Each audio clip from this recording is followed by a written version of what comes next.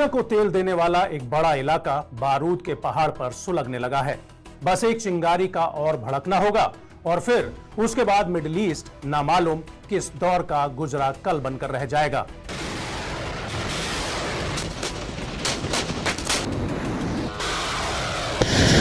इसकी बड़ी वजह यह है कि ज्वालामुखी बन चुके मिडिल ईस्ट की आग में ईरान और इजराइल तेल डालकर भड़काने में लगे हुए हैं। दुनिया सांस रोककर तमाशा देख रही है और युद्ध के उन्माद में और बदले की आग में दो मुल्क इस तरह जल रहे हैं कि वो अब दुनिया को भी जलाने को तैयार हैं।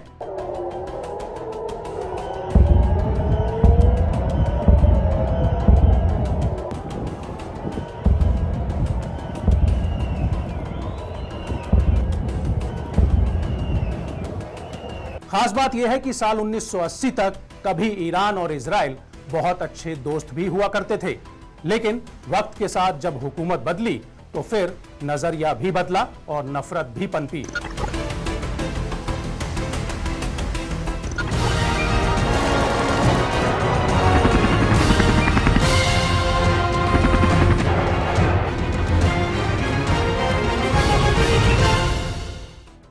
नमस्कार, मैं हूं सचिन यादव। बात आज बहुत गंभीर है क्योंकि बात हाथ से निकल चुकी है, दूर तक जा चुकी है।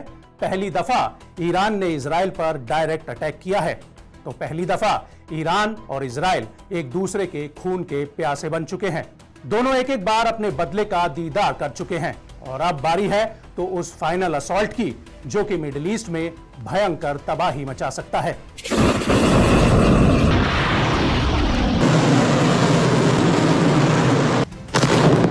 ईरान का एक हमला मिडिल ईस्ट में इजराइल का नक्शा बिगाड़ सकता है, या फिर इजराइल का ईरान के परमाणु प्रतिष्ठान पर हमला समूचे मिडिल ईस्ट में भयंकर महाविनाश का बटन दबा सकता है। यह आग फिर ऐसी लगेगी जो बुझाए न बुझेगी और जिसके बुझने का इंतजार खुद अमेजन के जंगलों में लगी आग भी करते करते थक जाएगी। दरअसल 7 अक्टूबर 2023 के दिन इजराइल पर हमास के हमले के बाद जंग की आग हिजबुल्लाह से होते होते इजराइल की चौखट तक पहुंच गई। इजराइल ने सीरिया की राजधानी दमिश्क में ईरानी दूतावास की बिल्डिंग को मिसाइल हमले से जमींदोज कर दिया। यह इजराइल का डायरेक्ट अटैक था जिसका प्रतिकार ईरान को करना ही था, या यूं कह लीजिए कि इजराइल ने ईरान को भी हमास हिजबुल्लाह के साथ जंग में खींच ही लिया। इसके बाद ईरान ने जो बदले की कार्रवाई की उसने इजराइल को झकझोर कर रख दिया। ईरान ने यहूदी देश पर भारी मात्रा में आत्मघाती ड्रोन्स, बैलिस्टिक मिसाइल और क्रूज मिसाइलों से हमला किया। इस हमले को अंजाम दिया ईरान की एलीट फोर्स IRGC ने। इस्लामिक रेवोल्यूशनरी गार्ड कॉर्प्स ने इजराइल पर ड्रोन और मिसाइलों की झड़ी लगा दी। सबसे खास बात यह है कि IRGC ईरान की पारंपरिक आर्मी नहीं है। ईरान में IRGC की ताकत ईरान की पारंपरिक आर्मी से कहीं ज्यादा है। IRGC के कद का अंदाजा आप इसी बात से लगा सकते हैं कि उसकी अपनी नेवी, अपनी एयरफोर्स और अपनी थल सेना है।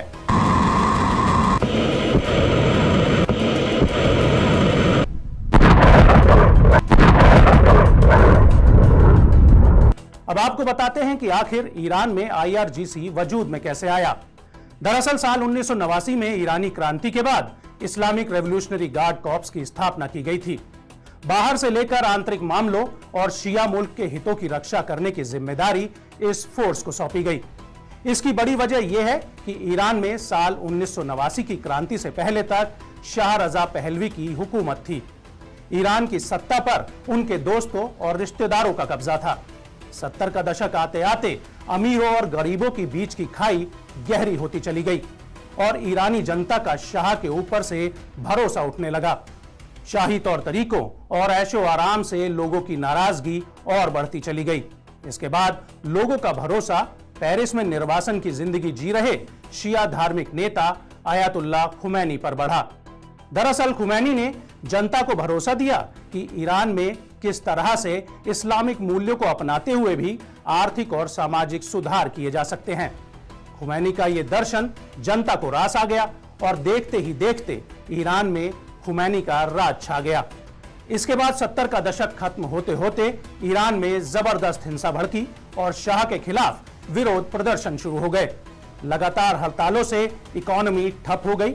वक्त के साथ खुमैनी की रायशुमारी हो गई और उनको आजीवन ईरान का धार्मिक नेता घोषित कर दिया गया।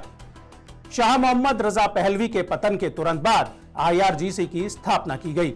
ये कानून और न्यायपालिका की सीमा से परे काम करती थी। यह सिर्फ ईरान के सर्वोच्च नेता के प्रति उत्तरदायी है और इसकी कमान संरचना चुने हुए राष्ट्रपति को दरकिनार करने का मादा भी रखती है। IRGC को एक मजबूत सैन्य यूनिट बनाने का काम किया साल 1980 से 88 तक लड़े गए ईरान इराक युद्ध ने।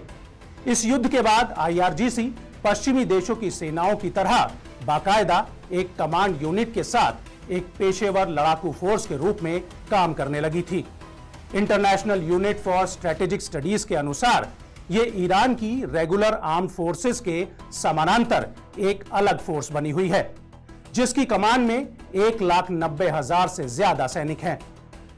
IRGC की शाखाओं में ईरान के 31 प्रांतों और तेहरान में मौजूद 1,50,000 से अधिक की थल सेना है। इसके अलावा बासिज अर्धसैनिक बल है जो दावा करता है कि वो लगभग 6 लाख स्वयंसेवकों को जुटाने का काम कर सकता है। ईरान की नियमित सेना की नौसेना से अलग IRGC का अपना नौसैनिक बल है, जिसमें लगभग 20,000 नाविक हैं, जिन पर ईरान की समुद्री सीमाओं पर गश्त करने की जिम्मेदारी है, जिसमें स्ट्रेट ऑफ हर्मुज भी शामिल है, जहां से दुनिया का लगभग 1/3 समुद्री तेल हर साल गुजरता है। IRGC के पास 15,000 कर्मियों की एक वायुसेना भी है, जो नियमित सेना की एक समानांतर शाखा से अलग है। ये वायुसेना ईरान के बैलिस्टिक मिसाइल कार्यक्रम को भी संभालती है। इसके अलावा IRGC की एक साइबर कमान भी है, जो ईरान की सैन्य और वाणिज्यिक जासूसी के लिए काम करती है। IRGC ने अपनी ताकत ईरान में ही नहीं बढ़ाई, बल्कि उसका दखल ईरान के पड़ोसी देशों में भी साफ तौर पर दिखाई देता है। IRGC की एक विदेशी शाखा है जिसे कुद्स फोर्स के नाम से जाना जाता है, जो लेबनान से लेकर इराक, यमन और सीरिया समेत मध्य पूर्व तक फैला है, जो अपने सहयोगी मिलिशिया को हर संभव मदद करती है।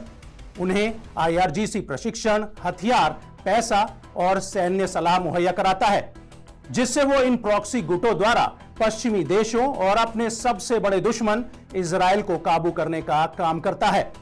साल 2003 में जब अमेरिका ने इराक पर आक्रमण किया था, तब इराक में IRGC की भागीदारी ने तेहरान और वॉशिंगटन के बीच विवाद काफी हद तक बढ़ाने का काम किया था। 2007 में अमेरिकी राष्ट्रपति जॉर्ज W. बुश ने कुद्स फोर्स पर अमेरिकी बलों को मारने के लिए शिया मुसलमानों को सड़क के किनारे बम प्रदान करने का आरोप लगाया था और अमेरिकी सरकार के अंदर और बाहर के विशेषज्ञों ने सवाल उठाए थे कि क्या ऐसे आदेश सीधे तेहरान से आए थे। और उसके बाद डोनाल्ड ट्रंप प्रशासन ने 2003 और 2011 के बीच इराक में 608 US सैनिकों की हत्या के लिए सीधे सीधे IRGC को दोषी ठहराया था। इसके बाद हाल के घटनाक्रम पर नजर डाले तो ऐसी कई रिपोर्ट सामने आई हैं, जिनमें हमास के द्वारा इजराइल पर किए गए अब तक के सबसे बड़े हमले में भी IRGC ने अहम भूमिका निभाई है। यहां तक कि IRGC के एक पूर्व अधिकारी एजातुल्लाह जरगामी ने गाजा में भूमिगत सुरंगों में मिसाइल के उपयोग सहित हमास को सैन्य प्रशिक्षण प्रदान करने की बात भी स्वीकार की थी। अब आप खुद ही सोच लीजिए कि ईरान एक साथ दो समानांतर सेनाओं का संचालन कर रहा है, जिसमें IRGC का रोल सबसे बड़ा है। इसकी बुनियाद ही इस्लाम की हिफाजत के लिए पड़ी है। ऐसे में हमास और हिजबुल्लाह जैसे संगठनों की मदद के लिए IRGC किसी भी हद तक जा सकता है।